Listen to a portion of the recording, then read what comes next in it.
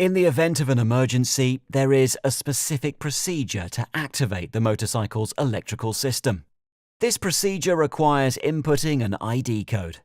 First, you must open the left and right saddlebags, then press the starter button for more than 4 seconds.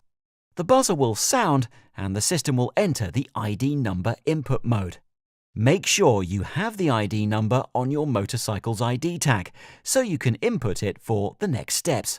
To input the ID number, you will need to use the fairing pocket opener button and the starter button on the handlebar.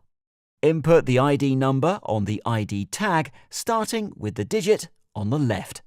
For example, to input 1, press the fairing pocket opener once, then press the starter button to input the next digit.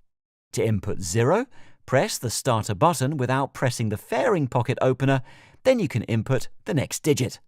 Follow this procedure for each digit in the ID number.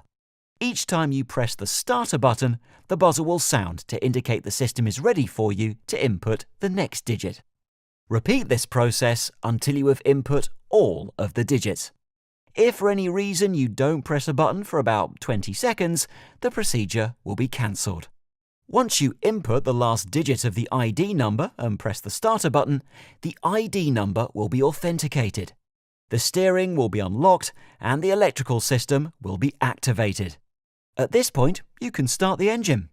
You can also use the ignition switch at this time.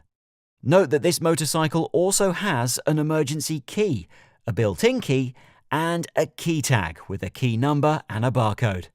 If you lose all keys and the key tag, the Smart ECU and the ESL units must be replaced by your dealer.